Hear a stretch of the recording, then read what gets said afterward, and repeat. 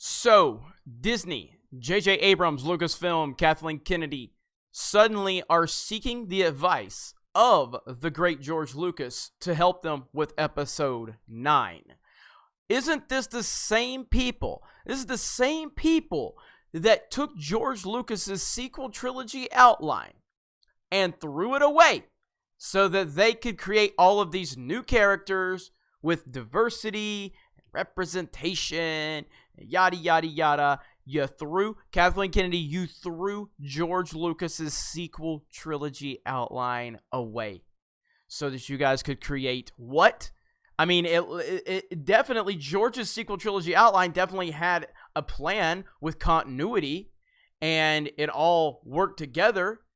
Yet, why exactly did you throw this away? So that you could create Episode 7, and then Episode 8 could completely ignore Episode 7, and everything else that came before it, and anything that comes after it.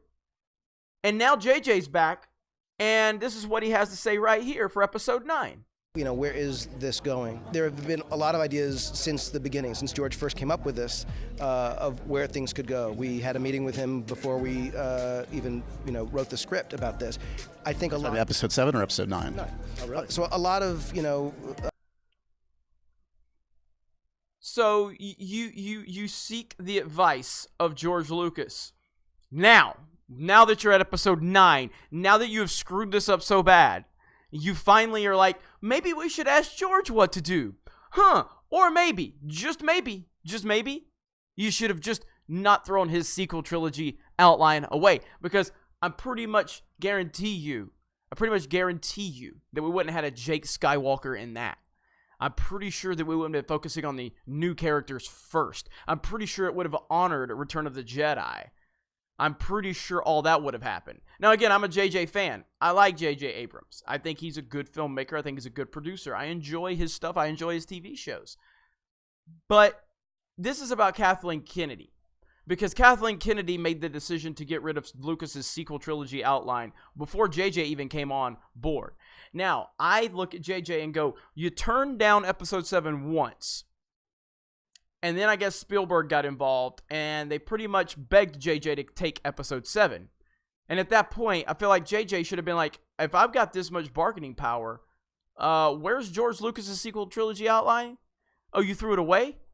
Oh, you want me that bad? Well, then you need to bring George's story, and I'll direct George's story. And I think that would have been perfection.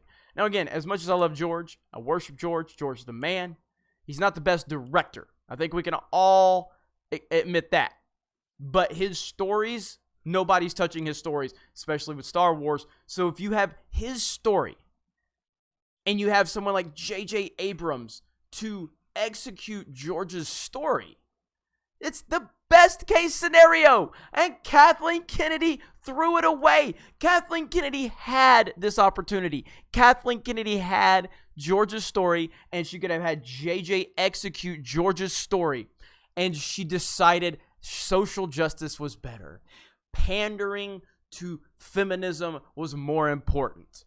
And now here we are with Episode 9, where they have to finally, hey, let me talk to George. Now, again, that does say something to JJ at least, where JJ's reaching out to George, because we're pretty sure Ryan never reached out to George, because Ryan didn't even talk to JJ. Ryan didn't even talk to anybody.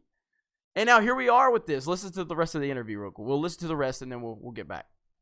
What we have taken, is really taken to heart everything that's come before, and it's been, while it's been obviously significantly challenging, it's been a greater opportunity than a challenge, and it's I cannot wait for you to see what this movie is. Are we still exploring a little bit of Rey's backstory in this? Are there still unanswered questions that can be answered in this one, or do you feel like there are other questions that you're answering in this? Well, there are a lot of questions, but knowing that this is the end of these movies, you don't want to demystify everything, but this has to be the ending.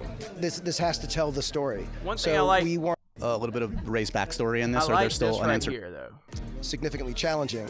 Because JJ talks about, what came before. To heart everything that's come before, and it's been, while it's been obviously significantly challenging. This has to be the ending. This has to tell the story. So we weren't looking to play games with audiences, and so this is like I think we knew that we had to make this thing feel like it was a satisfying conclusion.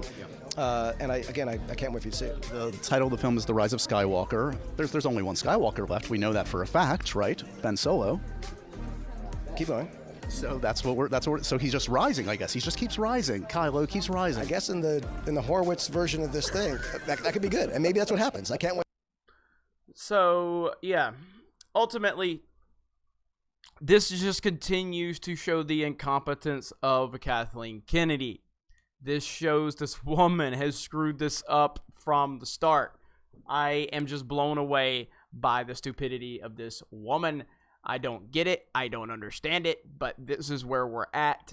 And how this woman decided that it would be okay to move away from George's sequel trilogy outline is beyond me. I don't know how she thought that was a good idea, but she clearly did.